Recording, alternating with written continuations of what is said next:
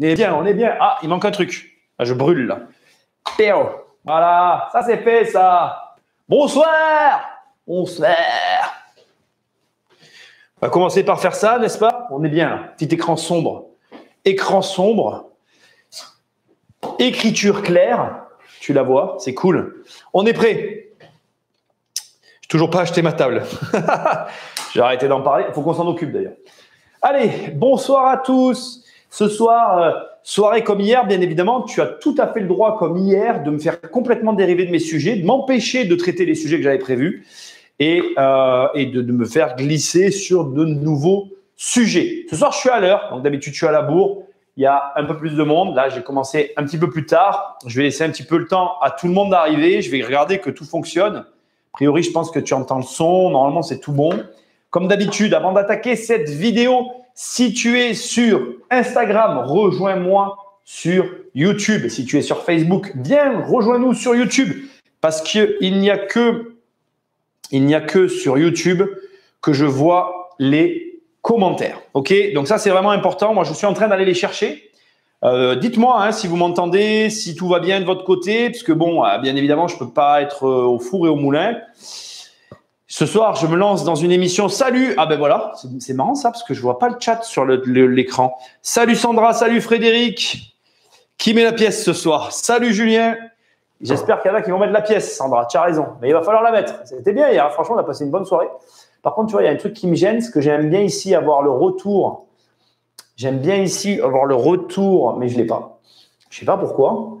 Je vois pas le chat. Bon, écoute, c'est pas grave, je le vois là-bas. Salut Anne. Anne, rejoins-nous sur YouTube. Ça sera beaucoup mieux. Je vois pas le retour du chat à l'écran. C'est pas très grave, puisque de toute façon, je le verrai d'une façon ou d'une autre. Salut Stéphane. Salut à tous ceux qui nous rejoignent. J'espère que ça va aller ce soir. On va partir sur une émission un petit peu particulière ce soir. Et je tiens à vous le préciser. Pourquoi? Parce que je vais parler… Alors, c'est pas une émission qui est issue de ma personne. C'est une discussion que j'ai eue avec quelqu'un un jour.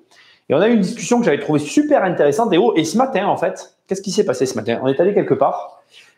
Et après, on a fini des calculs pour une négo. Et du coup, après avoir fait tout ça, j'ai dit, tiens, ce soir, je vais parler de ça. Parce qu'on a parlé ce matin des prix de l'immobilier.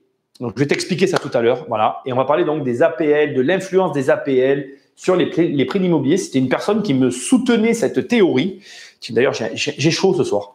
J'ai chaud. Parce que tu ne le sais pas, mais ces lumières qu'il y a là, celle-là, qui me crament la gueule, elles me tiennent très chaud. Donc, je vais faire ça ce soir.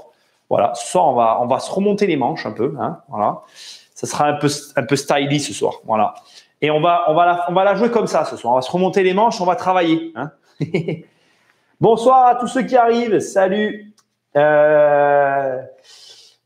On parlait des prix sur Clubhouse. Ah, mais tu étais sur Clubhouse. Putain, je devais faire une room aujourd'hui et avec le travail, j'ai pas eu le temps. Voilà, désolé. Hein, je suis pas parfait, je suis pas une machine. J'ai du travail. Bah, tiens, voilà, je vais faire ça comme ça plutôt. Tu vois, ça sera beaucoup mieux, je serai plus à l'aise.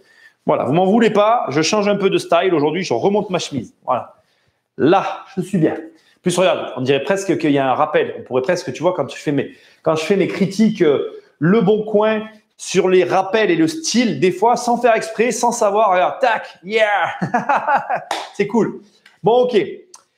N'hésitez pas à faire comme hier. Vous avez le droit de me dévoyer de l'axe sur lequel je vais. Je vais quand même laisser un peu de temps à tout le monde d'arriver. Donc, je vous rappelle que le live de ce soir ne devait pas avoir lieu. Il devait y avoir une vidéo. Mais que comme pendant 15 jours, j'ai envie de m'occuper un peu de ma fille, il va y avoir donc mardi prochain un podcast, vendredi prochain une vidéo et vendredi d'après une autre vidéo. C'est de la folie. Hein. Et je travaille sur une enquête, donc ça va être un peu long pour sortir cette vidéo-là, mais qui devrait être méga cool. Je vais essayer de faire ça du mieux que je peux. J'espère que ça vous plaira. Voilà, ça c'est pour les choses qui arrivent.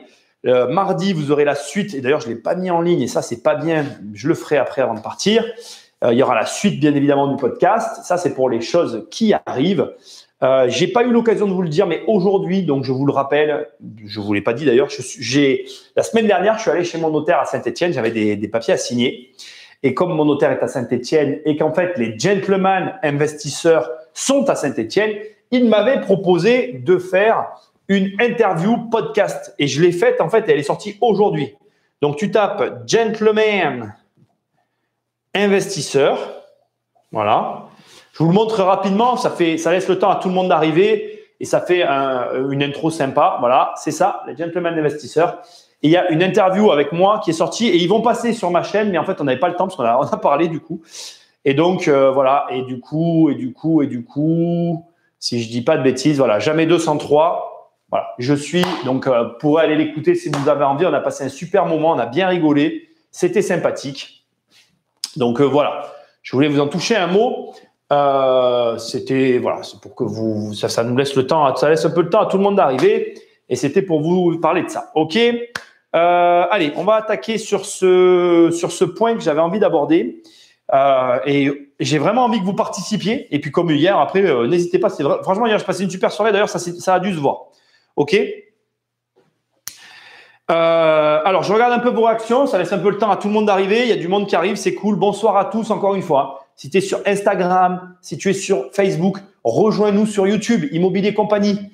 Immobilier Compagnie. Compagnie comme ça. Hein. Voilà. Je l'écris correctement avec des capitales pour pas que tu fasses l'erreur. NY. Il n'y a pas de GN. OK. Tu m'as compris. Hein. Bon. Allez. On efface. C'est parti. Je lis les trucs et après on y va. Sandra, en ce moment, on est à fond sur ta formation et autant que tu passes avec nous, je dois te dire que tu nous dois un loyer. Fred pense qu'on fait un couple à 3.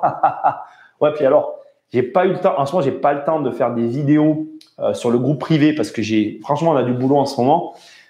Tous ceux qui sont dans le programme, il y a l'épisode 8 qui est sorti aujourd'hui et qui est en ligne pour l'achat, pour acheter ma voiture. Donc, allez le voir parce qu'il y a eu des rebondissements assez intéressants. Et on bosse, on met pas mal de vidéos. Il y a 2 nouvelles vidéos dans l'espace mandataire. On cravache pour remplir. Donc, vraiment, entre le quotidien, les visites et ça, je bosse. Je fais pas des journées je fais pas des semaines de 35 heures. C'est pas ma réalité. Ça. Voilà. Super ton intervention dans le podcast des Gentlemen ce matin. Merci Sonia. Écoute, bienvenue. Merci. Bah écoute, ouais, on a passé un super moment. J'ai adoré. J'avais connaissais pas Yann, lui non plus, on se connaissait pas. On a passé un super moment. Il faudrait que tu passes dans notre club à Paris. Bah écoute, avant j'allais, Gabi qui est présent peut le confirmer, j'allais régulièrement sur Paris. Chose qui sera toujours le cas quand ça sera à nouveau possible. Parce que tu m'excuses, mais ici, j'ai quand même un petit peu plus de liberté que si j'allais à Paris. Parce que bon, ici, tu vois, j'arrive à me déplacer, j'arrive à faire mes trucs. À Paris, je le ferai pas. Parce que je suis pas, tu vois, je suis pas chez moi. Voilà. Donc, voilà, je reviendrai quand tout ça sera fini. Et voilà, de toute façon, après, vous le savez, j'organise des repas. Il y a des repas qui sont organisés avec les groupes, avec les membres du groupe partout en France. Donc, de toute façon, je me déplace pas mal. C'est assez cool, quoi. Je fais un petit coucou et un like malheureusement, je ne regardais pas le replay. Sniff. OK. Salut Khalid, salut à tous. C'est cool, merci. Pensez à liker, pensez à partager. Salut Maxime, salut à tous. Allez, on va attaquer. Il y a un peu de monde, c'est bon. Et après, encore une fois, vous intervenez comme hier. N'hésitez pas à me mettre des pièces. Vous savez que j'adore ça. Après, il y a des pièces qui m'énervent plus que d'autres. Mais bon, voilà. Ce soir, alors je vais vous expliquer. Attention, avant qu'on attaque le sujet de départ, parce qu'après, ça dérive, bien sûr. Mais avant qu'on attaque, il est important que je vous donne des précisions. Premièrement, la théorie que je vais vous donner n'est pas vraiment la mienne. C'est quelqu'un qui me l'a délivrée. Donc, je vais vous la retransmettre brute de pomme, en fait. Et en gros, je ne vais pas commencer par écrire. Et en gros, très clairement, je ne suis pas en accord avec la totalité de ce qui m'a été délivré. Donc, c'est un échange. Je vais regarder avec vous vos réactions. Vous réagissez. Voilà, vous n'hésitez pas à intervenir. Ces lives, ils sont là pour ça, pour qu'on échange. Donc, voilà. Vous réagissez, c'est vraiment important, j'insiste, et je vous explique la théorie. Donc voilà la théorie de la personne en question. C'est une théorie sur les APL. Alors les APL, à moins que tu vives dans une dimension parallèle, je vais rapidement expliquer, c'est finalement l'argent que touchent les locataires qui ont des revenus réduits. Donc tu as droit aux APL jusqu'à un certain seuil de revenus. D'ailleurs, si je devais être précis, regarde, si tu veux vraiment le connaître, tu tapes, tu as des simulateurs en ligne, tu tapes montant des APL, voilà, et il faut savoir que ça varie en fonction de si tu es en couple, combien tu as d'enfants, etc. Regarde, là, tu as un tableau. Est-ce qu'on va bien le voir? Je ne sais même pas. Voilà. Non, c'est pas très clair. Je regarde un peu ce qu'il y a. Voilà. Ici, tu les as, les montants. Bon, tu vas peut-être pas les voir. Et ouais, non, là, je peux pas zoomer là-dessus. C'est mal fichu, ce truc-là. Je peux zoomer. Ah, si, je peux. En zoomant là, je peux peut-être tricher et faire ça. Regarde. Et le mec maîtrise son tableau. Hein. Voilà, regarde. Là on entrevoit. Voilà, regarde. Là, on entrevoit. Tu devrais y voir. Est-ce que tu y vois? C'est même pas sûr. Tu entrevois un petit peu une notion. Donc, tu vois, personne seule, couple sans personne à charge, couple avec une personne à charge. Pour chaque personne supplémentaire, et tu as un détail. Et en fait, effectivement, bon, voilà, si tu veux avoir des APL, bien évidemment, je ne vais pas parler de ça ici, de comment les toucher, etc. Ce n'est pas une aide à ça. Ici, déjà, je commence par le départ. C'est-à-dire que chaque locataire, toi, tu es propriétaire, tu es locataire de l'autre côté. Donc, ils te doivent de l'argent à toi. On va retourner là-bas. Ce sera intéressant de faire le schéma. Donc, les APL. Ici, on va dire que ça, c'est un locataire. D'accord? Ici, on a un propriétaire, d'accord, qui est propriétaire de la maison.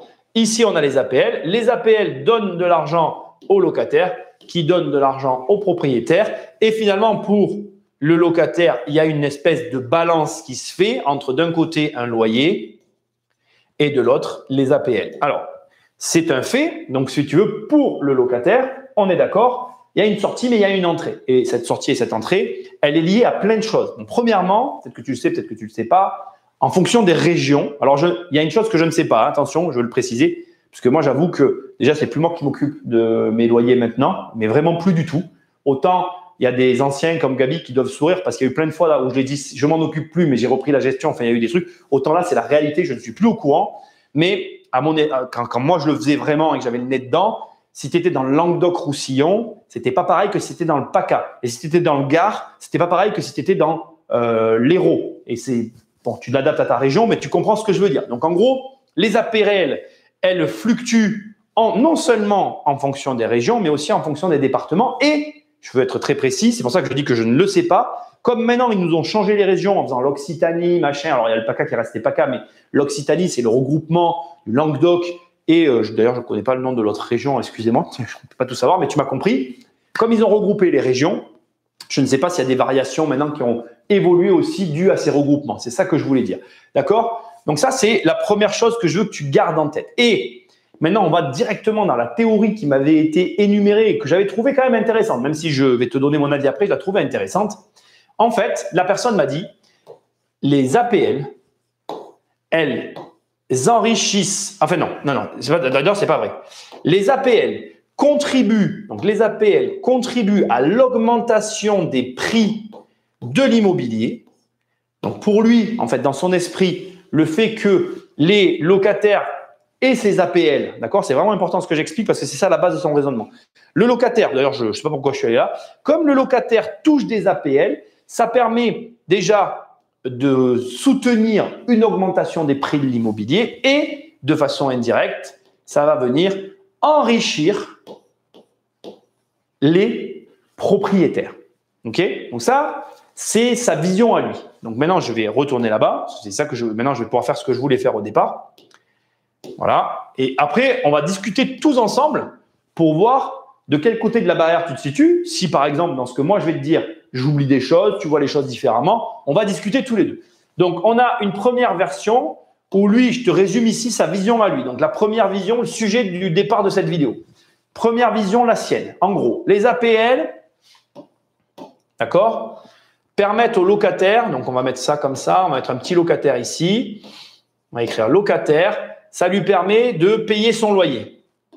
Ça lui permet de payer son loyer, payer le loyer, et donc par conséquence, ça permet une augmentation des prix généraux de l'immobilier et ça implique du coup, IMO, je ne veux pas tout l'écrire en entier, et ça implique un enrichissement des propriétaires. Ça, c'est ce que lui m'a expliqué. Et moi, je lui ai répondu à ça. Je lui ai dit, écoute, ok, tu vois les choses comme ça. Moi, voilà comment je les vois. Moi, les APL, en fait, et je peux me tromper, attention, j'espère que je vais choquer personne. Pour moi, les APL, en fait, ils masquent, enfin, comment dire, c'est de l'argent. Alors, il faut que je trouve le bon terme. En fait, ça ça te tire vers moi dans mon esprit. Alors, je vais le dire comme je le pense et je vais essayer de le traduire. Dans ma tête, ça tire vers le bas. Pourquoi? Parce que quand on te donne de l'argent, là, en fait, on te donne de l'argent contre rien. En gros, tu as un logement, ok, tu es dans une situation, ok, tiens, je te donne de l'argent. C'est ça. Pour moi, dans ma tête, c'est ça. Hein. Donc, en gros, pour moi, l'argent contre rien, puisque la personne, pour avoir ses appels, elle n'a pas produit de valeur. Sa valeur, c'est quoi? C'est finalement, je ne gagne pas beaucoup d'argent. C'est ça. Hein. Donc, en fait, c'est un entretien pour moi.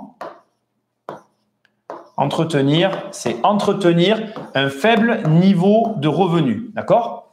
Ça entretient un faible niveau de revenu. Cet entretien, ça ne va pas encourager les gens à augmenter. D'ailleurs, je ne l'ai pas écrit en entier, mais tu m'as compris. Augmenter, ça n'encourage pas les gens à augmenter ses revenus. Et, pour moi aussi, c'est pareil, ça permet à toute une tranche de logements qui sont, entre guillemets, pas décents, d'être loués. Et ça, pour moi, c'est l'inverse en fait que ça produit comme effet dans mon esprit. Hein. Mais j'espère que je me trompe. Hein. Si c'est ça, c'est mieux. Hein. Pour moi, au contraire, ça ne permet pas à la France. Alors, je ne parle pas des grandes. Parce que ce qui va être intéressant, je vais te donner le dernier point après et on va être d'accord. Peut-être ou pas. Le dernier point, c'est que ça n'implique pas pour moi les APL une augmentation des prix de l'immobilier. Moi, dans mon esprit, comme tu m'as dit, ça contribue à l'augmentation des prix. Pour moi, pas du tout. Et maintenant, je te donne le dernier point et tu vas comprendre pourquoi. Tout simplement parce que en dehors des grandes villes, donc si on enlève les grandes villes, pour moi, c'est Paris, Bordeaux, toutes les villes chères. Lyon, il faut savoir qu'aujourd'hui, l'agglomération lyonnaise est hors de prix. Je ne mets pas Marseille, par exemple, parce que Marseille, en termes de tarifs, c'est très particulier. Mais toutes ces villes, donc là, c'est Bordeaux, hein, on t'a compris, toutes ces villes qui sont très onéreuses, pour moi, elles ne rentrent pas dans la discussion qu'on a pu avoir. Pourquoi? Parce que APL ou pas, les loyers sont tellement élevés. Donc, le montant du loyer, il est tellement élevé, ça c'est le loyer, il est tellement élevé par rapport au niveau de l'APL qui finalement, au plus ça va, moins ça va représenter. L'écart est tellement grand que tu vois bien qu'un marché où il y a une forte pression foncière, je pense notamment à Paris, Bordeaux et Lyon, hein, ces trois villes, c'est pour moi un excellent exemple, eh bien tu te rends compte que le marché, il n'est pas fait, il peut pas être résumé à ces gens-là. Et cette population-là qui existe, hein, je ne la remets pas en cause, elle peut pas avoir, enfin pour moi, elle peut pas avoir un impact aussi important que ce que la personne avait l'air d'évoquer. Alors, je comprends après le mécanisme. Elle sous-entend que indirectement, le propriétaire, il obtient une forme de garantie, puisque ce revenu qu'est l'APL, hein, c'est un revenu étatique, c'est un revenu stable qui découle de nos impôts, hein, qui découle de l'imposition. Donc, c'est-à-dire que d'une certaine façon, effectivement, la rente immobilière bénéficie, et je ne le nie pas, elle bénéficie de cet effet-là. Encore faut-il que ton parc locatif soit lié aujourd'hui aux APL. Je te donne juste un exemple. Aujourd'hui, là, maintenant, avant, quand j'avais mon patrimoine, j'avais des logements qui étaient assujettis aux APL. Aujourd'hui, tu prends mon patrimoine actuel, j'ai 0 APL. C'est-à-dire que tu prends l'ensemble des biens qui me restent, il n'y en a aucun qui est soumis aux APL. Donc, c'est vrai que, alors voilà, on n'était pas d'accord. Je vais voir maintenant ce que vous avez à me dire dans les commentaires par rapport à tout ça. Je trouve que le sujet est quand même intéressant parce que les APL, ça n'existe pas dans tous les pays du monde. Hein. Donc, quand on a parlé de ça, j'ai dit, mais attends, si tu crois que là, il y a une bulle immobilière qui est liée aux APL, parce que lui, dans son esprit, ça allait jusque-là. C'est-à-dire que pour lui, la bulle immobilière, elle était liée à ça. Pour moi, et ça aussi, je vais en toucher un mot avant de conclure et de prendre vos remarques. Pour moi, le fait que les prix aient autant augmenté en France aujourd'hui, c'est lié à un autre phénomène qu'on ne peut plus ignorer aujourd'hui, qui est Internet. On est là en train de discuter. Et c'est pas parce qu'il y a Internet que les prix ont augmenté, pas du tout. C'est parce qu'aujourd'hui, pour une personne qui habite à l'étranger, acheter dans n'importe quel pays du monde, ça n'a jamais été aussi simple. D'ailleurs, je vous fais un petit écho à ce que je disais il y a quelque temps. Si aujourd'hui je dis aussi froidement, avec autant d'assurance, que je vais m'engager dans des achats à l'étranger, c'est parce qu'aujourd'hui j'ai accès à tous les outils en ligne pour aller où j'ai envie de n'importe quel côté du globe. Et ça, c'est quand même hyper important. Pourquoi? Parce que, alors tout le monde n'est pas toujours d'accord avec ce que je dis, mais on a tendance à l'oublier. La France, en termes de tarifs et de prix immobiliers, elle n'est pas… Alors, encore une fois, voilà, on exclut Paris, Lyon, Bordeaux, toutes ces grandes villes qui sont en dehors de la réalité française. Mais tu prends la Suisse, tu prends la Belgique, tu prends même certains coins d'Italie. Alors, certains coins d'Italie, c'est vrai, mais l'Italie d'Espagne, en termes comment je vais dire, l'Italie et l'Espagne, en termes de prix de l'immobilier au niveau rural, il y a des endroits où on est relativement proche. Mais, De manière générale, je trouve que la France, elle a des prix immobiliers de maisons à certains endroits qui sont imbattables. Et c'est pour ça que j'en viens au point. Pour moi, le fait qu'il y ait des étrangers aujourd'hui qui achètent en France, tu peux pas l'ignorer en fait. Et ça fait monter les prix. J'en ai déjà parlé dans ces lives. J'en reparle ce soir parce que pour moi, c'est un vrai facteur. C'est un vrai facteur de l'influence sur les tarifs. Quand je vois, je vous l'ai déjà dit, pas très loin de là où je suis ici, hein, dans mes bureaux, pas très loin. Tu vas dans la direction de Arles, là, je l'avais déjà dit, hein, entre Arles et Nîmes d'ailleurs, il y a un coin, il n'y a que des Anglais. Presque, j'ai envie de te dire, tu n'es pas anglais, tu n'achètes pas, quoi. Et ils ont acheté à un prix ridicule, ils ont tous acheté entre eux, et voilà. Il y a récemment, je parlais avec quelqu'un avec quelqu'un que je connais très bien, bref, c'est pas la question, il m'expliquait que dans son travail, il avait construit le fond de son activité que sur des Belges, parce qu'il est dans un endroit, enfin, il est proche d'un point où il y a que des Belges qui viennent acheter, et il a vendu à cette population-là énormément de services. Donc, c'est marrant de voir qu'aujourd'hui, je remets pas en cause l'existence de tout ça, mais je pense que beaucoup trop de gens surestiment l'impact réel que ça va avoir. C'est mon opinion. Je regarde vos réactions et après, vous me mettez des pièces et on avance. Hein, comme hier, c'était cool. Hein. Participez, les amis. Participez, likez. Khalid, merci. D'ailleurs, les APL ont baissé. Et ce n'est que le début de la baisse des APL. Je vous avoue que je suis content qu'il y en ait qui en parlent. C'était là où j'allais vous emmener. Parce que je crois que dans les années qui arrivent, et je le crois, mais de plus en plus, je pense que, préparez-vous les gars, je suis pas une oracle, hein, mais j'ai un peu de nez quand même. Je pense que s'ils doivent supprimer un truc, c'est ça qu'ils vont supprimer en premier. Et je pense que j'ai la sensation, c'est une sensation qui est basée sur aucun fait réel. J'ai la sensation que ça va arriver plus vite que ce qu'on peut croire. Et j'ai la sensation on va le voir, mais j'ai la sensation qu'il va y avoir des conséquences sur le marché du coup. Pas négative forcément, ou pas. D'ailleurs, je ne peux pas dire si elles sont négatives ou positives parce que je ne le sais pas, mais j'ai cette sensation étrange. J'ai la sensation qu'effectivement, les APL vont disparaître parce que c'est une anomalie. Entre nous, moi, il n'y a pas longtemps, il y a des gens qui s'insurgeaient parce qu'aux États-Unis, enfin, s'insurger, le mot est peut-être un peu fort, mais il y a eu des réactions parce qu'aux États-Unis, Biden a décidé d'envoyer de l'argent aux foyers américains. Mais nous, ça fait des années. Quelle est la valeur? Je veux dire, les gens qui touchent des APL, ils font quoi pour avoir des APL? Et me répondez pas, ils ont beaucoup d'enfants. Faire des enfants, ça a jamais été rémunérateur. Enfin, si, dans la tête de certaines personnes peut-être, mais moi en tout cas, j'ai jamais fait ma fille pour avoir des APL. Pour moi, ça n'a aucun sens en fait. Des APL, c'est pas le bon terme. C'est des allocations familiales. Excusez-moi, ma langue a fourché et c'est pas bien de faire ce que je viens de faire. Mais vous m'avez compris. Avoir de l'argent en échange de situation, tu vois, même quand tu es mannequin, homme ou femme d'ailleurs, que tu es magnifique en tant que personne et que tu es payé pour ça, tu apprends quand même à marcher ou à faire des trucs. Là, APL, tu n'apprends rien en fait, tu fais rien, tu remplis un papier, tu y as droit, tu y as pas droit, au nom de quoi, on ne sait pas. Donc pour moi, je ne suis pas scandalisé, je comprends le principe, mais il est fondé sur rien en fait. Et je suis un peu contre ça. On est déjà dans un système où on a tendance à rien payer et du coup à n'avoir la valeur de rien et du coup aussi quand on est face à la valeur à être surpris du vrai prix des choses. Alors ça c'était pour moi, mais bon bref, voilà. Je pense qu'effectivement toutes les personnes qui ont des parcs immobiliers qui sont très liés aux APL et si ça se voyait supprimé, il va y avoir forcément des conséquences qui seront pas agréables pour tout le monde. Alors, bonsoir à tous ceux qui nous rejoignent. C'est quoi le mécanisme qui va lier le paiement d'APL et prix de l'immobilier? Je ne trouve pas de sens dans sa logique. Je tends à être d'accord avec toi. Je pense que pour lui, en fait, il voit le fait que, en fait, pour lui, c'est une ricochet.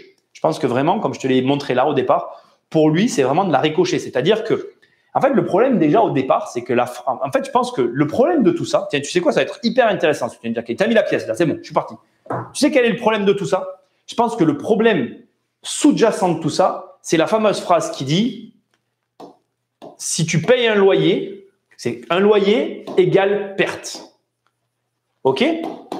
Je pense que le problème qui se cache derrière tout ça, c'est que dans la tête des mecs, dès l'instant qu'il y a quelqu'un qui paye un loyer, il va enrichir un propriétaire. Et parce que en France, on croit que le loyer égale perte. Il faut savoir que au niveau des résidences principales, il y a vraiment deux mouvements. Et moi, vous savez que j'appartiens au mouvement de ceux qui aiment bien la propriété pour diverses raisons.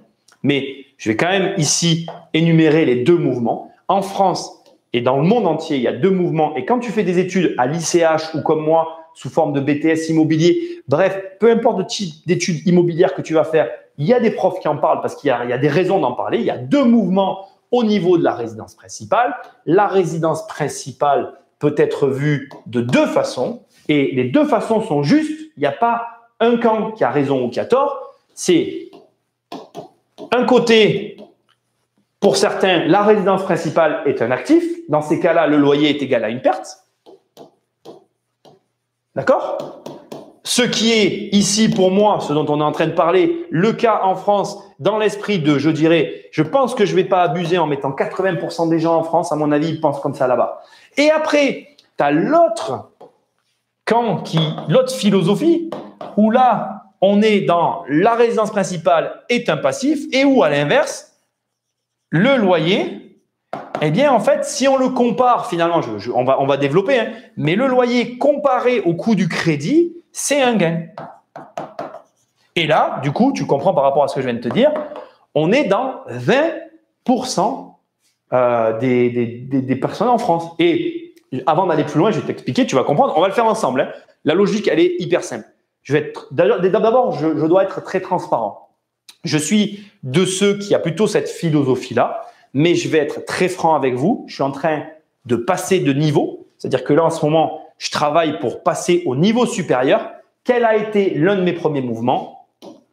C'est de me mettre là. Je veux être transparent, hein, moi, je n'ai pas de raison de vous mentir. Je vous dis les choses telles qu'elles sont, donc ça donne quand même à réfléchir, tu vois. Et maintenant, on va aller plus loin. On va faire ensemble le calcul, les deux calculs, parce que honnêtement, c'est des sujets que je trouve très intéressants.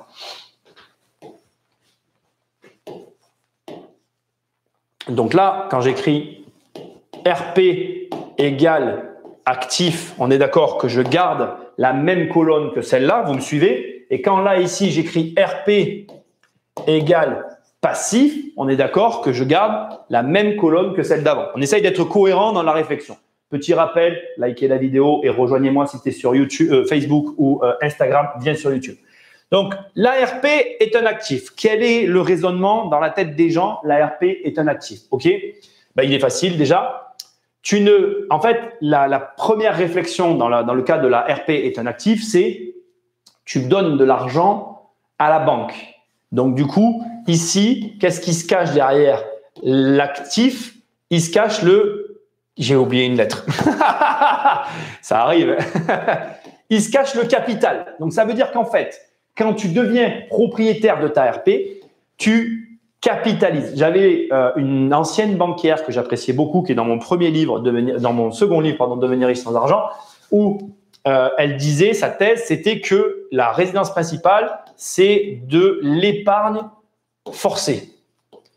Et c'est hyper intéressant parce que du coup, tu peux aller plus loin. Tu peux même aller jusqu'à dire que du coup, c'est plutôt un bon positionnement pour les gens qui dépensent beaucoup d'argent en fait.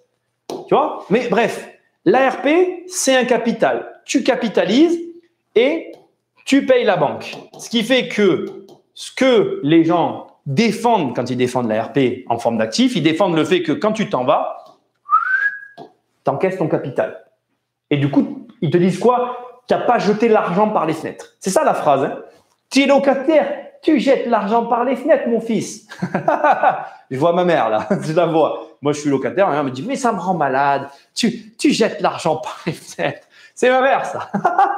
Ma mère, elle défend cette théorie-là, tu vois. Moi, je suis de ce côté aussi. Mais je sais me dire qu'à des moments, et je vais t'expliquer pourquoi, la théorie ici, elle est très simple. Elle est que, regarde, elle s'oppose à ça en disant, en fait, quand tu achètes une maison, si tu l'achètes 200 000 €, c'est ça la théorie qu'ils défendent eux de ce côté, tu l'achètes 200 000 €, la banque, elle te prend des intérêts. Tu ne la payes pas 200, tu vas la payer 250. Les chiffres que je vais te donner sont fantaisistes, on s'en fout, d'accord? Attends, c'est pas fini. La théorie, toujours, elle dit quoi? Elle dit, ah mec, mais c'est chez toi, tu as des travaux, tu payes les travaux. Moi, des maisons, j'en ai eu. Hein. Et c'est vrai, honnêtement, une baraque, tous les ans, selon la taille de la maison, ça coûte entre 3 et ça peut monter jusqu'à 10 000 € si tu veux l'entretenir. C'est-à-dire qu'il y a un truc qui pète, faut l'entretenir. Parce que ta maison, elle dure dans le temps. Après, tu peux me dire, non, mais moi, je fais l'impasse là-dessus, je veux pas dépenser d'argent. Tu peux toujours. Mais voilà, changer des trucs, voilà, c'est comme ça. Après, tu ajoutes les impôts. C'est-à-dire que là, tu as tout ce qui est taxes. D'accord? C'est ça la théorie qu'ils défendent, ces gens-là. Donc, les taxes, c'est quoi? Alors, il y en a qui vont me dire, oui, mais Nicolas, ça n'existe plus. Mais en fait, tu as le foncier plus la taxe d'habitation. Et ça s'ajoute. Tu le payes. C'est factuel. Pour vous donner un ordre d'idée, la maison que je vous ai montré à un moment donné que j'ai acheté, la grosse baraque, juste, je vous donne un exemple, c'était juste 4000, je crois que c'était d'ailleurs 4100, je dois pouvoir le trouver quelque part, j'étais à plus de 4000 euros de foncier par an. 4000 balles! Oh, j'avais des locataires qui me payaient ça à l'année, je le donnais en foncier. Là, je suis locataire, ça a disparu de ma vie. Hein. D'accord? Faut l'entendre. OK?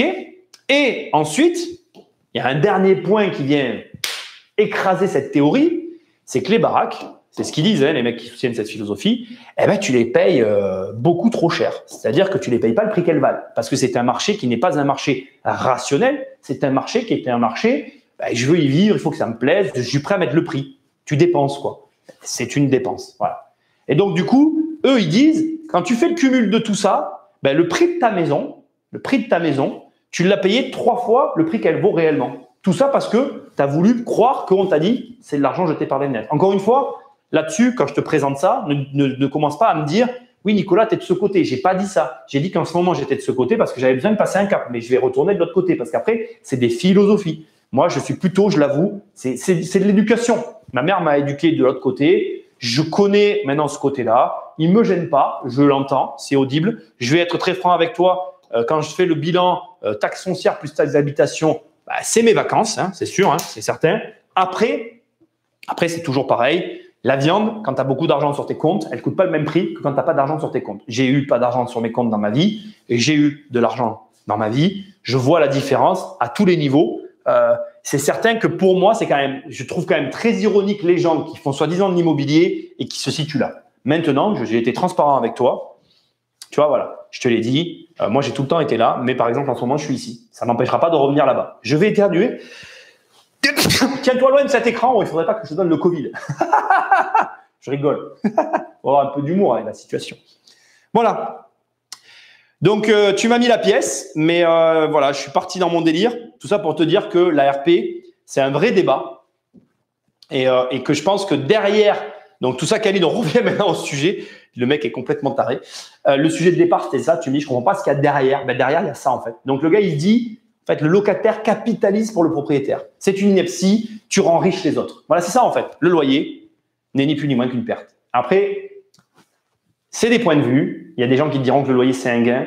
Ça dépend avec qui tu parles. Et ça dépend aussi, et c'est important ce que je vais dire, ça dépend ce que tu as envie de croire. Parce que moi, je te montre de façon neutre et transparente où je me situe et ce que je fais. Mais tu as le droit de me dire, mais moi, Nicolas, je veux être là, en fait. Ou tu as le droit de me dire, ah ben en fait, si tu es là, Nico, j'ai peut-être envie d'essayer aussi. Tu as le droit, et puis essaye aussi. Et quand je te dis, sans déconner, j'ai été peut-être, franchement, j'ai été, je vais pas exagérer, mais je vais avoir, j'ai dit 39, j'ai 39, 3, sur 39 ans. Je suis locataire depuis, j'ai vécu dans des logements à moi depuis le début des années 2000. Donc, depuis le début des années 2000, j'aurais été à ce jour à peu près, on va prendre 20 ans de vie.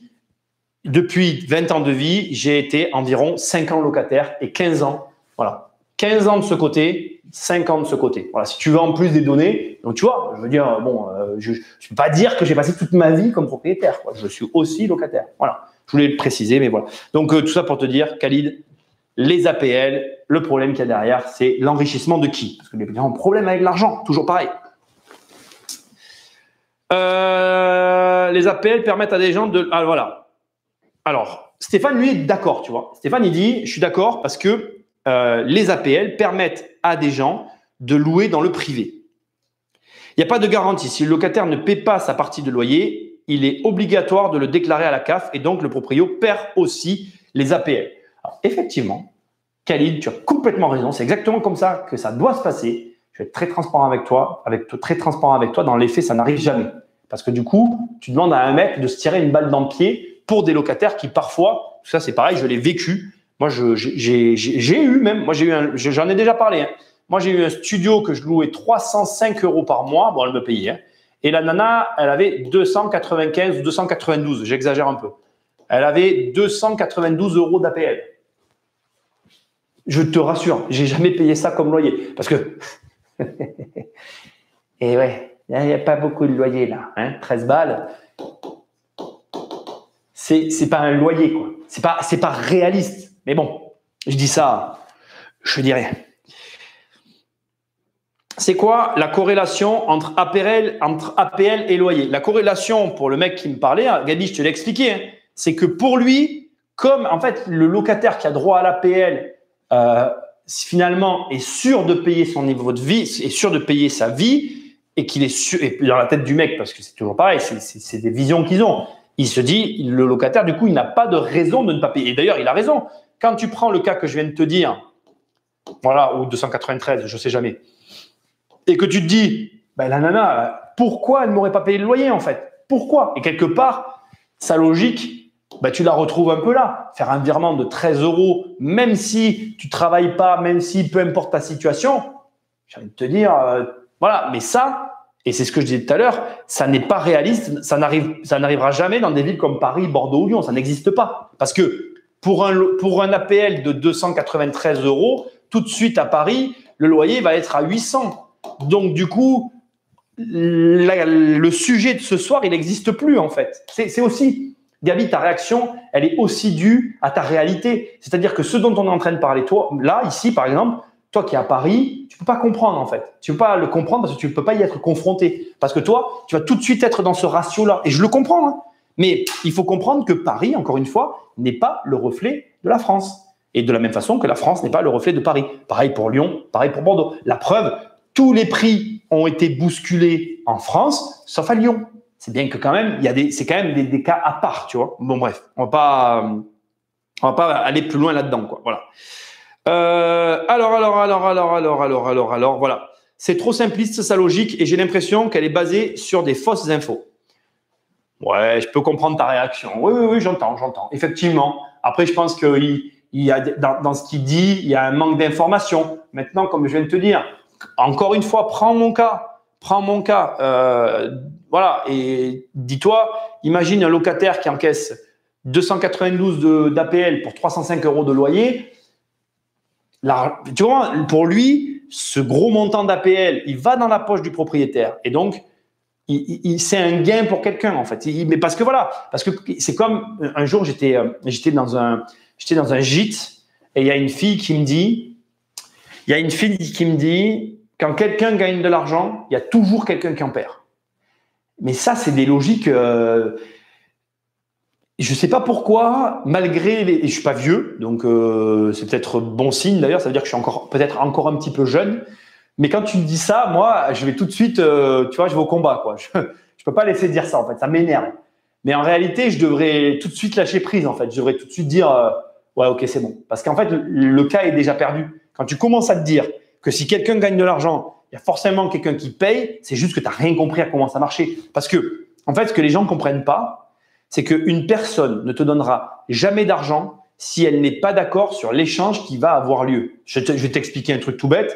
Voilà, imaginez cet iPad, d'accord? Imaginez cet iPad et je te dis, je te le donne contre 10 000 €. Mais si tu n'es pas d'accord, tu ne me donneras jamais les 10 000 €. Je peux dire, c'est un sujet encore plus immobilier que ce que j'imaginais parce que regarde, c'est ce qui nous arrive dans les baraques. C'est-à-dire que, regarde, c'est pour ça aussi que la maison, c'est un vrai sujet parce qu'on pourrait passer une soirée sur ces philosophies de baraque. Tu vas chez un particulier, tu visites sa maison. Ah, c'est sa maison, elle est exceptionnelle. Il y a tout à refaire, hein, mais elle est exceptionnelle parce que il a 2 étages, que les fenêtres sont rondes et que dans le quartier, c'est le seul à avoir des fenêtres rondes. Et surtout, il sait il en est persuadé parce qu'il a vu l'annonce de son voisin. L'annonce du voisin, elle était à 650 000 €. Sa baraque à lui, elle est plus belle, donc il la met à 700. Et c'est ça en fait. Les gens, ils mettent des prix sur des choses en se disant « Ah oui, mais le voisin, il l'a vendu ce prix-là. Donc moi, la mienne, elle est plus belle. Hein. Je la vends plus cher. » Oui, mais alors attends. Premièrement, tu as visité la maison du voisin? Non. Tu étais chez le notaire quand il a signé? Non. Tu connais toutes les maisons du quartier? Tu les as visitées pour te faire une idée réelle du prix de ce qu'il y a à faire et des négociations éventuelles qui a pu avoir lieu parce que les prix que tu vois sur les sites, c'est jamais les prix qui se vendent, hein, je te rassure. Donc déjà, il y a ça. Et deuxièmement, dans quelles conditions ça s'est fait? Quelles étaient les clauses de l'acte? Bref, tout ça pour te dire que personne ne te donnera une somme comme ça sortie de ton chapeau. Parce que les gens croient que c'est comme ça. C'est un problème de croyance. C'est pas ce qui se passe. Et pour revenir à mon iPad, même si je te dis que j'en veux 10 000 balles et que tu n'es pas d'accord, ben, tu ne me les donneras pas. Donc, tu parles à des gens qui croient que quand quelqu'un gagne, quelqu'un perd en fait. Mais contre ça, tu peux rien faire. Parce que c'est ridicule.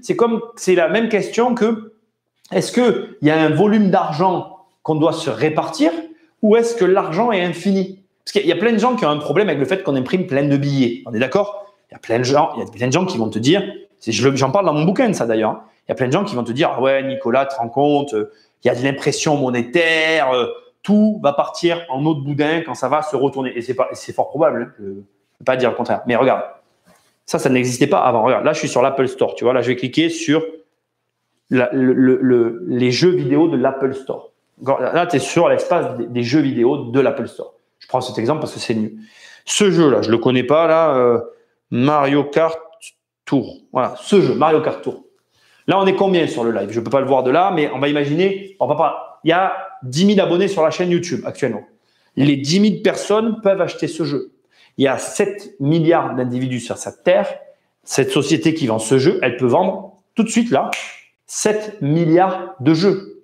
Est-ce que donc, quel est le problème fondamental? Si tu dis, j'imprime pas de billets, la société, elle peut pas vendre les 7 milliards de jeux en fait. Si tu dis, ok, c'est pas bien, je veux être indexé à l'étalon or. Tous les pays qui ont des mines d'or, ils sont riches juste parce qu'ils se sont réveillés sur des mines d'or. Donc en fait, si tu veux, le problème qu'il y a derrière tout ça, de gagner de l'argent pour en faire perdre aux autres, c'est un problème qui va au-delà de ça. C'est de se dire, qu'est-ce que tu penses du système global? C'est-à-dire que, voilà, c'est pas vrai. Les gens qui achètent des jeux vidéo, ils prennent de l'argent à personne. Le jeu, il coûte combien? Je sais même pas. Mario Kart Tour, ça doit pas coûter une blinde, ce truc. Tu comprends ce que je veux dire? Bref, c'est un problème profond. Et comment dire, je pense que j'aurai pas la réponse ce soir à tout ça. Je comprends ta remarque, mais bon, voilà. Je pense qu'ils n'ont pas toutes les infos, mais leur croyance personnelle fait qu'ils partent du principe qu'il y a quelqu'un qui gagne et donc il y a quelqu'un qui perd. Et je crois que c'est une vision du monde. Je pense d'ailleurs que ce soir, quand on parle de tout ça, qu'on parle des APL, qu'on parle des résidences principales, on parle purement et simplement de vision du monde. Et c'est intéressant de les confronter parce qu'encore une fois, comme je te l'ai montré, il n'y en a pas une meilleure que l'autre en fait. Mais par contre, ce qui est intéressant de voir, c'est qu'il y a des moments de la vie où tu dois aller d'un côté et de l'autre. Et ça, il y a peu de gens qui savent le faire. Par exemple, un autre exemple, je crois que depuis le premier jour du confinement, j'arrête pas de vous dire, les gars, vendez vos maisons. Faites ça. Vendez vos baraques. C'est le moment. C'est le moment. Qui va le faire? Très peu au final. Très peu. 20% sur les 80. Ceux-là, ils me diront merci. Les autres, ils diront, j'aurais dû l'écouter. Bref, on continue. En gardant les prix de loyer d'essence, des logements descendent. Dans le nord de la France, la majorité des logements APL tirent vers le bas la qualité du logement et les APL maintiennent les gens dans l'assistanat. C'est aussi une des conséquences et je le vois aussi, là où je te rejoins, je vais abonder dans ton sens, Sandra. C'est-à-dire que les propriétaires, du coup, font aussi des rénovations liées à ce type de revenus. C'est-à-dire qu'on se retrouve avec des logements, comme on voit avec Le Bon Coin, avec la fameuse kitchenette, que je déteste. Voilà, mais c'est comme ça. Pas sûr que ça se joue dans l'augmentation, je suis pas sûr non plus. Pour nos locataires APL, c'est essentiellement des jeunes actifs et étudiants. Mais alors là, pour moi, tu vois, par contre, alors bizarrement, quand on parle d'APL et de jeunes étudiants, c'est étrange, mais je comprends mieux. Et j'irais même jusque-là, j'irais même jusqu'à dire qu'il y a des gens, il y a des jeunes qui viennent de milieux compliqués et qui méritent en fait.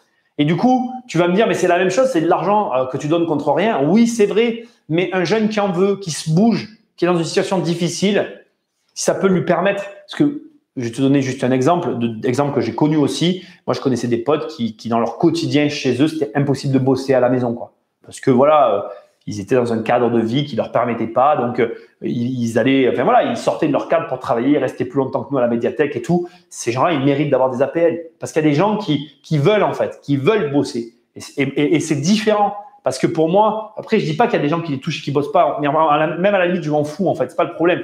Juste ce que je veux dire, c'est que pour moi, les jeunes actifs qui commencent, ça me choque moins en fait. J'accepte mieux que des jeunes qui commencent dans la vie aient droit à ça en fait. Voilà. Mais bon, voilà, après c'est des idées qu'on partage.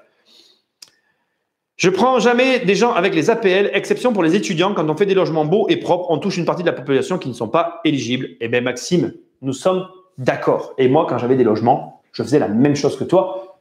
Bien que je le reconnais aussi, je l'ai déjà dit, j'avais des logements qui ne me permettaient pas d'avoir les clients que je voulais. Donc après, on s'adapte aussi. Appartement pourri, locataire pourri. Appartement nickel, locataire nickel. Ça se joue sur la demande. Plus de dossiers acceptables avec les APL. Et nos logements et les loyers sont au-dessus du marché. Par contre, sur l'augmentation des prix, ne pense pas. Je suis contre le système des APL, mais je pense que la suppression qu'il prépare va nous mettre sur les carreaux des gens ou multiplier les logements indignes. La logique, c'est moins d'argent, ils auront, moins bien sera leur logement. Je suis assez d'accord avec toi. Je pense qu'effectivement, selon comment les réformes vont se mettre en place, ça risque d'être compliqué. Surtout pour certains propriétaires. Je suis d'accord avec toi, Khalid. Bon, vous êtes d'accord, ça tombe bien. Et l'offre et la demande feront que le prix des logements indignes seront légion et vont augmenter leur prix. Je pense pas, parce que n'oublie pas qu'en juillet, il y a cette fameuse loi sur l'insalubrité qui va venir quand même casser, à mon avis, ce modèle de logement. Et encore que tu sais, comme je te l'ai montré, on va avoir tous les mercredis des soirées Le Bon Coin. Tu sais, la notion de logement indigne, moi, je vois des rénovations que je ne considère pas, parce que je les trouve pourries. Et en réalité, pour les propriétaires, c'est bien.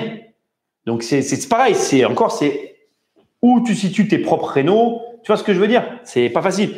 Mais là, j'en ai une livraison de logement qui avance. Je vous montrerai les photos. J'y tiens parce que je l'ai en tête et j'oublie pas. Les APL vont baisser, mais on va avoir le revenu universel. De moins en moins de travail dans le monde et on est de plus en plus nombreux sur Terre. Je suis pas d'accord, Stéphane. Je suis pas d'accord. Je pense que du boulot, il y en a qui. Alors, je pense qu'il y en a du boulot. Déjà, je pense qu'il y en a plus que ce qu'on veut bien croire. Parce qu'il y a des gens qui ont. Moi, je vois des gens autour de moi, encore aujourd'hui, qui font venir des gens de l'extérieur de la France pour faire des boulots que personne ne veut faire. Donc, je pense qu'aujourd'hui, je l'ai déjà dit dans le live d'hier, je crois, ou je ne sais où, je crois qu'aujourd'hui, comme je vous l'ai dit hier, de plus en plus, le travail se déplace. Attendez, je vais mettre ça là-bas, parce que l'air de rien, je n'ai pas compris comment on faisait pour le mettre là-haut. Bon, c'est pas grave. Voilà. Le travail, pour moi, je vais prendre une autre couleur. Pour moi, le travail aujourd'hui, il va avoir tendance à se déplacer. Et ton rôle, entre guillemets, ta capacité à pouvoir le suivre va être déterminante. Et pour l'instant, j'ai fait un trait comme ça sur la carte, mais je pense que dans les années qui arrivent, les traits pourront se faire plutôt de cette façon-là. Et là, la question va se poser. Qui va être en mesure de suivre ces traits-là? Parce qu'encore une fois, je vous l'ai dit, jeudi, j'ai fait une visite de quelqu'un qui m'a dit « Je veux rester dans ma ville, dans ma région. » Et déjà, je trouve que nous, notre génération, on a dû tirer un trait là-dessus, encore carrément par rapport à celle de nos parents, qui, eux, avaient la chance d'avoir un emploi là où ils se trouvaient et de pouvoir rester. Mais alors, nos enfants, ils vont se déplacer comme ça. C'est limpide dans mon esprit. Pour moi, c'est limpide. Mais après, je peux me tromper, mais pour moi, c'est limpide. Voilà. Donc, de moins en moins de travail, tu sais, je crois qu'on vit la même chose qu'ont vécu nos arrière-grands-parents, enfin, les gens de l'anémie, oui, les parents de nos grands-parents, quand la voiture est arrivée. La voiture, elle est arrivée. Ils croyaient qu'il n'y aurait plus de travail, que ça allait mourir. Et Internet est arrivé. Et tu vois, regarde, pour moi, ça va générer, c'est en train de générer de nouvelles. Regarde, ce que je fais là, c'est pas un boulot qui existait avant, quoi. C'est-à-dire, ce boulot-là est un travail, n'en déplaise à certains, comme un autre. Et malheureusement, voilà, il y en a qui veulent pas le faire, il y en a qui veulent le faire. Et c'est des choses qui vont continuer à se démocratiser. Regarde, avant, moi, je pense que tu as connu la même époque que moi. Quand j'étais gamin, moi, j'habitais donc ici. Et si tu veux, dans cette région-là, on avait la 1, la 2, la 3 et la 6. Et il n'y avait pas d'autres chaînes de télé. Et il n'était pas pensable qu'il y en ait une autre. Et aujourd'hui, regarde tout ce qu'il y a. Il y a plus de chaînes qu'avant. On a connu l'arrivée de la TNT. Et après, c'est ajouté tous les réseaux sociaux, les machins. Qui aurait cru qu'il y avait de la place pour autant de monde? Au lieu de te dire, ah oui, mais lui, il gagne de l'argent en étant influenceur, c'est de la merde. Moi, je suis espanté de voir et de me dire, mais en fait, il y avait de la place pour plein de gens. Et ça implique plein d'autres choses. Ça implique que, tu vois, moi, en ce moment, c'est marrant ce que je vais te dire, mais je pense à Tom Cruise. Des mecs comme Tom Cruise, ça n'existera plus. Pourquoi Tom Cruise, il est connu aujourd'hui? Parce qu'il est de notre époque à nous. Il n'y avait que 3 chaînes. Nous, quand on voulait voir un film d'action, on regardait, comment il s'appelle, Stallone, Schwarzenegger, Tom Cruise, et il n'y en avait que quelques-uns. Aujourd'hui, tu peux aller voir des mecs sur YouTube qui font les pitres et qui font des cascades. Tu peux aller voir des mecs sur Instagram qui font les pitres et qui font des cascades. Et il est probable que les idoles de tes gamins ne seront jamais les mêmes que les tiennes, en fait. Et c'est super parce que ça leur laisse de la place à eux aussi. Et ça implique aussi autre chose qui est encore plus intéressant, je trouve. C'est que à notre époque, nos parents nous disaient « Non, mais tu seras jamais chanteur, laisse tomber, tu n'y arriveras pas ». Aujourd'hui, ne dis surtout pas ça à ton gosse, en fait. Parce qu'aujourd'hui, un mec avec 10 000 abonnés YouTube, il y a des mecs qui en vivent. Donc, ça veut dire que ton gamin, s'il veut être chanteur, ben, laisse-le être chanteur, en fait. Et c'est cool parce que ça donne du travail à des gens. Enfin, moi, je le vois comme ça. Je pense qu'il y a toujours des opportunités. Je pense qu'après, par contre, pour revenir à la France, aux APL et à ce système, le problème des Français, c'est qu'ils veulent rester dans la même région, ils ne veulent pas bouger, ils veulent un gros salaire, ils veulent un employeur plutôt qu'être à leur compte. Enfin bref, ils veulent tout ce qui ne va plus exister dans l'avenir. On va vers une société, je pense, de plus en plus vers des indépendants, des gens autonomes, des gens qui savent se débrouiller. C'est sûr que si tu veux être fonctionnaire toute ta vie, rentrer dans la fonction publique, t'asseoir, finir à 16 heures tous les jours et te la couler douce, ça va un peu coincer, je pense. Et je peux me tromper. Allez, j'arrête. Tu m'as mis la pièce.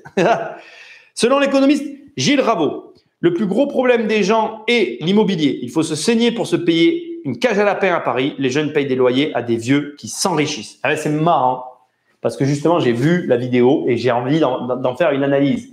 Parce que dans ce qu'il dit, il y a une chose avec laquelle je suis complètement d'accord. L'immobilier est à la base de tout. Pour tout te dire, j'étais allé à Versailles. J'avais commencé à faire des vidéos parce que j'étais allé tu sais, il y a plusieurs restos à Versailles. J'étais allé dans le resto et j'avais pris un chocolat qui m'avait coûté, je sais plus combien, je vais pas te dire de conneries de prix. Et j'avais tout filmé, j'ai des vidéos dans l'ordinateur. Et je voulais dire que même le prix des cafés est conditionné par l'immobilier, en fait. Parce que le prix de ton café, il est impacté directement par le montant du loyer que tu payes. Et même ce mec, cet économiste, dit que on est clairement dans le sujet. Bravo à toi d'ailleurs. Ta remarque est très pertinente parce que tu es à fond dans le sujet de ce soir. C'est-à-dire que pour cet économiste, le loyer, c'est juste une perte. Mais c'est une discussion en fait. Il n'a pas raison, il n'a pas tort. C'est une discussion. Parce que comme je te l'ai montré, la discussion de fond, c'est la fameuse discussion de la résidence principale. Est-ce que la résidence principale, c'est un actif ou un passif? Je te mets ma main à couper que Gilles Raveau, je ne veux pas dire de bêtises, que Gilles Raveau, il est là. Mais s'il a toujours été là, tu ne peux pas parler avec lui en fait. Parce que c'est pas parce que je suis là que je me la ramène. Je veux pas que tu crois que parce que j'ai été locataire et que je le suis encore et que je le serai encore et que je serai parce que je suis là, je vais revenir là, je vais revenir là. Moi, je vais faire que ça, tu vois. Ça sera ma vie, ça. Je la connais déjà ma vie, tu vois. Donc, c'est pas la question. Mais ce que je veux te dire, c'est que pour moi, justement, ça serait intéressant de savoir ce Gilles Raveau de quel côté il se situe. Parce que s'il est là, son discours, il est logique en fait. Mais il manque de matière. Et là, il y a de la matière. Tu vois? Mon avis. De plus en plus d'assistés, beaucoup prennent ça comme un dû. Oui, mais après, ça c'est encore un autre problème. L'assistanat, pour moi, la France, c'est une opportunité pour ça, si tu veux. Je vais être franc avec toi, Sandra. Aujourd'hui, si tu prends la France telle qu'elle est, prends la France, réfléchis 2 secondes à ce que je vais te dire.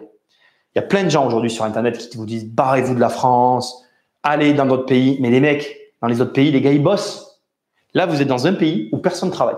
Enfin, j'exagère, mais en gros, moi, je vais te donner des chiffres que j'ai en tête qui datent un peu maintenant, mais mon prof de fiscal, que j'ai interviewé sur ma chaîne, vous retrouverez l'interview facilement, mon professeur de fiscalité, qui était directeur des finances publiques, de l'hôtel, des finances publiques de la région PACA, nous avait sorti un chiffre qui m'avait marqué: 66 millions d'habitants, 18 millions de personnes qui payent des impôts.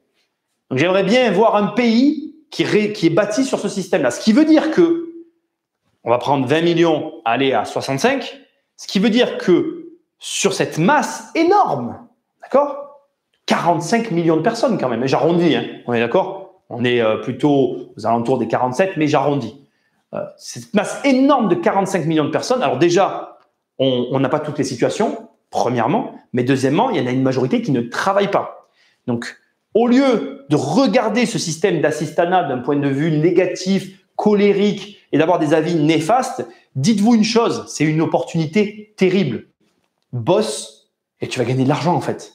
Et plus facilement que tu prends un pays comme les Américains où c'est tous des travailleurs, tu es dans une compétition féroce et où tu te la fais mettre à l'envers parce que tu n'as pas l'habitude de travailler à ce niveau-là en fait. Alors je dis pas que, voilà, après, quand tu as de l'ambition, si tu arrives au top of the world de la France, enfin au top of the nation de la France, bon ben là tu pars, c'est logique. Mais déjà en France, pour moi, c'est rien que ça en fait, rien que ce système d'APL que certains décrivent parce que voilà, ça leur plaît pas philosophiquement le système d'assistanat. Moi, je le prends un peu au contre-pied et je me dis, il y a des choses à faire parce qu'il n'y a pas grand monde qui font des choses ici et c'est du coup une opportunité. Chacun voit les choses comme il veut. Après, j'ai peut-être tort, mais en tout cas, je préfère le prendre comme ça.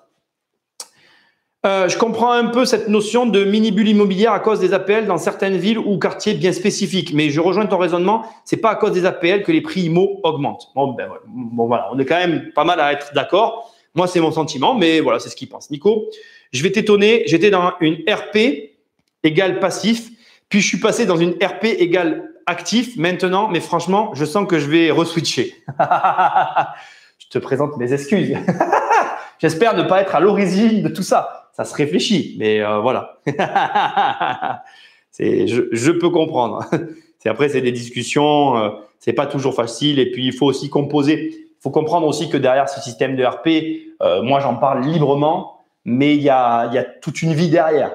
On est une famille. Je peux t'assurer que en interne, c'est pas aussi simple. Hein. Aujourd'hui, on me laisse faire. Quand je dis ça, je parle de ma femme parce que j'ai quelqu'un qui me comprend et qui m'aime. Je pense que c'est surtout ça le plus important. Et d'ailleurs, je l'aime aussi. Je pense que c'est aussi ça qui est important. Mais c'est pas simple en fait. Je pense que s'il n'y avait pas d'amour, il n'y aurait pas d'acceptation de la situation. Et ce que j'essaye de dire, c'est que il faut pas non plus, parce que financièrement, on a envie d'être d'un côté ou de l'autre, sacrifier sa vie sentimentale au détriment de tout ça. C'est peut-être des beaux discours quand je le dis comme ça. Dans la réalité, c'est beaucoup plus compliqué, j'en ai conscience. Mais prenez la mesure de ce genre de décision. C'est vraiment pas simple. Moi, je peux en parler aujourd'hui. J'ai des objectifs, je suis en train de les atteindre. Voilà, ça a été très long, ça a été très dur, ça n'a pas été facile pour tout le monde. Il a fallu compenser et j'ai compensé quand il a fallu le faire. J'espère et je pense l'avoir fait et j'espère pouvoir encore le faire par la suite. Et je le fais parce que j'ai des deadlines et que j'espère que ça va marcher. Mais par exemple, si je n'arrivais pas à mes objectifs, à un moment donné, j'accepterai la situation et je reviendrai à des situations plus classiques. Voilà. Ce que j'essaie de te dire maladroitement, c'est tu as envie, mais regarde si avec ta femme et dans ta vie, c'est agençable, acceptable. Tu m'as compris, hein? Pensez à mettre des likes. Sandra a raison, j'oublie tout le temps de le demander, mais pensez-y, ça m'aide beaucoup.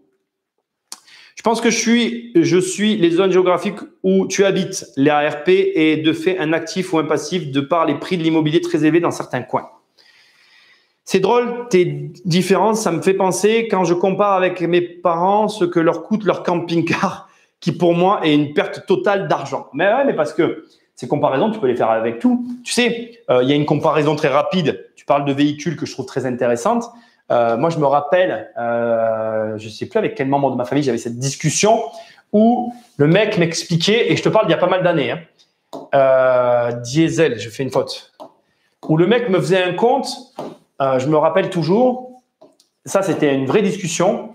En France, les gens d'office, ils prenaient toujours le diesel parce que le prix à la pompe était moins cher en rapport au kilomètre. Mais je me rappelle qu'il y avait un membre de ma famille qui me disait toujours, tu prends un véhicule diesel à 20 000 €. Tu prends la même voiture essence à 13 000 €. Il me disait, tu mettras jamais les 7 000 € d'écart, enfin les 7 000 € que tu mets en plus ici, tu ne les mettras jamais en essence là. Donc lui, son raisonnement, quand il a acheté ses voitures, qu'il a toujours acheté essence d'ailleurs, c'était toujours qu'il achetait des essences. Parce qu'il me disait, en fait, les gens ne savent pas compter. C'est marrant parce que ça se retrouve en fait, ça se reproduit. Ça se dit pas, mais tu comprends ce que je veux dire. Et le coût de ton camping-car, c'est pareil. Si tes parents, ils partent tous les mois en vacances et que tous les mois, ils dépensent, je dis une connerie, hein, mais leurs vacances, elles leur coûtent 3 000 €. Eh ben, peut-être qu'en fait, leur camping-car, c'est pas si déconnant que ça, en fait. C'est toujours pareil. En fait, je crois que le problème qu'on a tous, c'est que on émet personnellement un avis sur la situation des autres en fonction de notre vie à nous et de nos données personnelles. Mais c'est une erreur abominable, en fait. Parce que, par exemple, et je peux te le dire, c'est ce que je répondais toujours, hein, moi, à l'époque, quand il me faisait le calcul, je faisais 50 000 km par an. Il pouvait le tourner comme il voulait, son truc. À 50 000 km par an, le diesel, la question ne se pose pas. Ma femme, actuellement, elle fait 60 000 km par an. Elle n'est pas camionneur, hein. Mais elle roule beaucoup. Ben, quand tu fais 60 000 km par an, tu ne te poses pas cette question, en fait. Le problème, c'est quelles sont les données que tu rentres dans chacun des éléments. Et c'est pour ça que tout à l'heure, je t'ai dit que c'était une philosophie sur la résidence principale. Parce que là, c'est pareil. Par exemple, tu me dis, Nicolas, je déménage tous les 6 mois. Acheter une RP, compliqué, quoi. Et tu me dis, Nicolas, je vais passer ma vie au même endroit. Bon, ben, louer, compliqué. Tu vois, difficile. Donc, quelles sont les données qui rentrent dans le problème et quelles sont les conclusions qu'on en tire individuellement? C'est ça qu'il faut prendre en compte. Salut Jean-Pierre, j'espère que ça va. Les premiers beaux amphithéotiques à Paris, propriété 99 ans, 5 000 € le mètre carré, à Paris 14. Ah ouais, mais là on parle encore d'autres choses, on va pas en parler ce soir. L'exemple de Londres, Bruce Willis. Je connais pas, je suis pas au courant, Stéphane, ça m'intéresse, ça tient. Hyper intéressant ce live. Merci Sonia. Ben, ils sont tous intéressants, tu peux revenir. Je dis ça me vanter. Je suis d'accord avec toi, mais tu l'as dit toi-même, en France, on est mal barré avec notre mentalité, d'où la nécessité des aides. Non, écoute, franchement, Stéphane, sois honnête. Je trouve que ça s'améliore.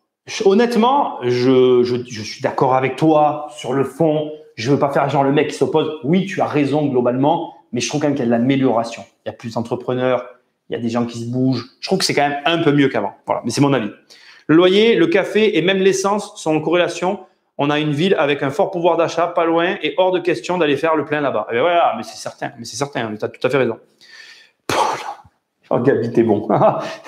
Si je pouvais liker là, je ne peux pas liker les commentaires. Pôle emploi, meilleur incubateur de France. Bah, c'est ouf, mais c'est vrai.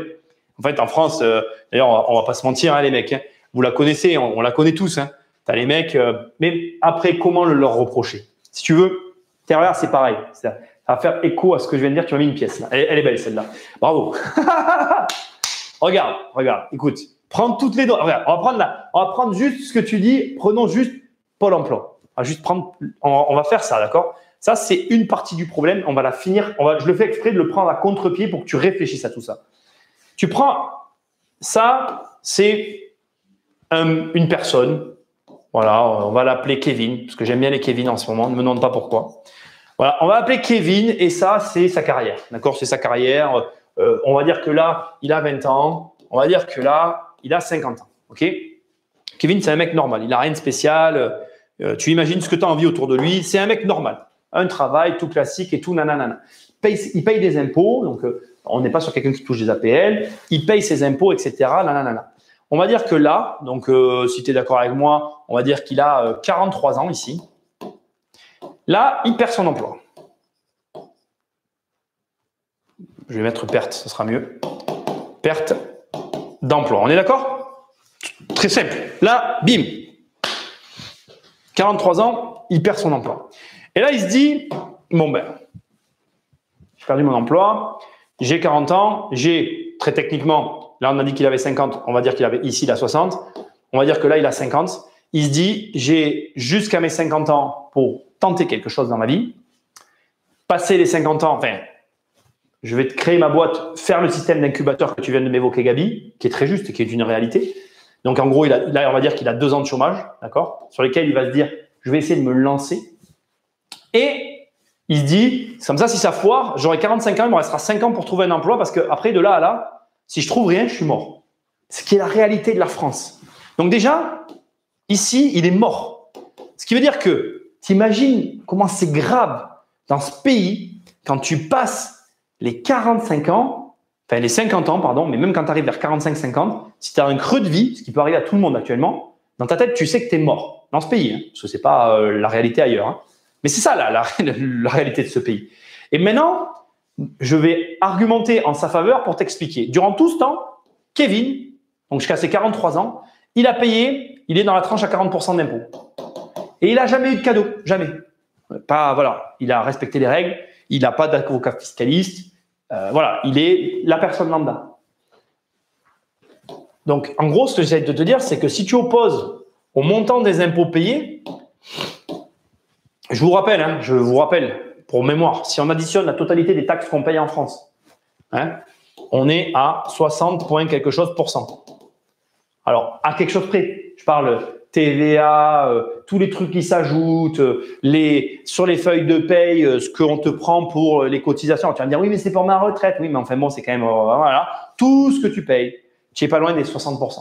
Et donc là, le mec, il a une ouverture de 2 ans pour faire de l'incubation Pôle emploi et se dire, allez, c'est peut-être la chance de ma vie de sortir de ce système,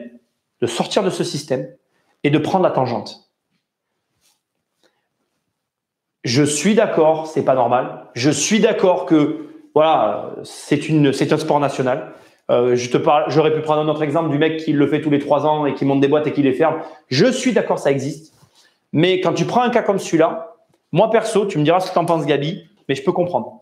Je peux comprendre parce qu'à un moment donné, tu as des gens qui n'ont pas d'entourage qui peut leur permettre qui n'ont pas de connaissances et qui ont que finalement ce Pôle emploi qui est une bénédiction et qui, pour le coup, pour moi, je trouve ça bien finalement parce que en même temps, on le leur donne, ils n'ont pas volé, ils ont cotisé. Alors certes, c'est peut-être pas la meilleure manière d'utiliser la cotisation, mais ça a le mérite de permettre à des personnes de prendre la tendance, de créer une boîte et de changer de vie, quoi.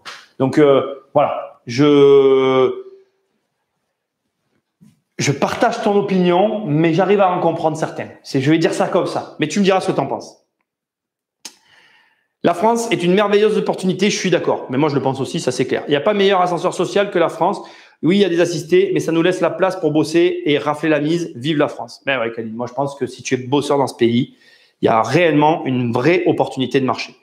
Je suis inscrite à Pôle emploi et les agents ne te parlent pas d'indemnité, mais bien de salaire. Ça m'a rendu dingue. Oh, mais attends, et Sandra, j'ai fait la gestion de mes appartes pendant plus de 10 ans. Et si tu veux que je te raconte, ça c'était mon délire. Le téléphone sonnait. Mais alors des fois, j'avais des appartements en centre-ville, donc ça sonnait beaucoup. Je décrochais, les mecs me disaient, alors je leur disais oui, bonjour. À la fin, j'étais très incisif. Hein. Sur les dernières années, j'en avais tellement marre. Je disais, c'est quoi vos revenus? Je touche le RSA. Je dis, monsieur, c'est pas un revenu. Ah ben, il me répondait, si, je le touche tous les mois. Je dis, oui, mais vous travaillez pas, monsieur. Vous avez un contrat de travail? Ah non, mais j'ai un ami qui peut se porter garant. Ah, je lui dis, désolé, si c'est pas des membres de votre famille, c'est pas votre mère ou votre père, j'en veux pas. Ah bon, et pourquoi? Je dis, j'ai pas à vous répondre. Mais bref, je ne vais pas te raconter mes discussions avec mes locataires quand je les gérais, mais c'était ça, les discussions que j'avais. Vous travaillez? Oui, je gagne le RSA. Mais tu gagnes rien en fait, tu travailles pas. C'est pas un revenu. Ah ben si, je le touche tous les mois. Et là, tu te dis, oula, on va raccrocher. Hein, la discussion peut s'arrêter là. Voilà. Donc, je suis pas surpris. Parce que en fait, c'est flou pour tout le monde, cette histoire. Je crois que même les mecs de Pôle emploi, ils doivent même plus très bien savoir quelle est leur utilité à la fin. Parce que ça doit se situer quelque part entre le social et donner de l'argent pour aider des personnes qui en ont besoin, quoi. Voilà. Mais je m'excuse, hein. J'espère que je choque personne. Hein. C'est comme ça que je le ressens. Voilà. En France, tout le monde paye des impôts, car tout le monde paye la TVA qui représente 50% du budget de l'État. Même un clochard paye la TVA quand il achète sa vignasse. C'est vrai. Et j'ai rien à ajouter. Non, t'es pas à l'origine de ma réflexion sur la RP, t'inquiète. Ben, j'espère, Khalid, ça m'aurait embêté. Ta femme m'aurait détesté, elle aurait dit qu'il fallait que t'arrêtes de regarder ce genre d'émission. Tout le monde pense à l'IR, mais c'est toutes les autres taxes qui nous bouffent. Ton exemple avec Kevin de Pôle emploi, c'est tout moi. Eh ben, tu sais quoi, Sandra? Moi, je trouve ça normal. Je trouve que c'est bien qu'il y ait des gens qui aient cette option et qui la prennent. Et surtout, ce qu'il faut, pour tous ceux qui la prennent, cette option, c'est que quand tu vas arriver à la fin de tes droits, ce que tu auras mis en place, tu le regrettes pas. Et bon, bien évidemment, je souhaite que ça marche pour tout le monde, mais il n'y a pas de raison. Si tu bosses, il n'y a pas de raison. Il y a des bonnes personnes qui profitent et prennent leur chance grâce à ce système. Pas forcément pour en profiter, car ça ne dure que 18 mois. Donc, tu as intérêt à avoir un projet. Ah, mais c'est clair. Et moi, rien que pour ça, je pense que 18 mois, un projet Pôle emploi, ben, je trouve que c'est cool en fait. Ça peut être un beau tremplin. Tu as raté un commentaire sur les normes de salubrité. Ça reste une liste par les Jean-François et notre qualité est bien meilleure, liée à la multiplication des logements, moins quali avec les APL. Ouais, j'ai raté, mais après, hein, j'ai encore, hein, on a bien assuré ce soir. Bon les gars, écoutez, bonne soirée, c'était sympa. J'espère que ça vous a plu cette petite réflexion. On va en rester là. Je vais aller chasser parce que moi et ma famille on a faim et dans le monde moderne, on va chasser du hamburger ce soir. Bon, voilà. Donc, écoutez, semaine prochaine, on remet le couvert. Lundi soir, un live. Mardi, podcast. Mercredi, un live. Jeudi, un live. Et vendredi, une vidéo. Le mercredi, c'est Le Bon Coin. J'ai bien aimé la soirée d'hier sur la gestion de l'argent. Donc, vous me direz ce que vous en pensez. J'ai bien envie de refaire des soirées sur la gestion de l'argent parce que je trouve que c'est intéressant. Mais après, bon, peut-être qu'on va finir par tourner en rond, je ne sais pas. Mais bon, voilà, on va voir. Likez avant de partir, s'il vous plaît. Partagez ces émissions. Invitez des amis. On commence à être un peu nombreux, c'est cool. Bonne soirée à tous. Profitez bien de votre week-end. Et je vous dis à la semaine prochaine avec un grand plaisir. Ciao, ciao, les amis. Prenez soin de vous.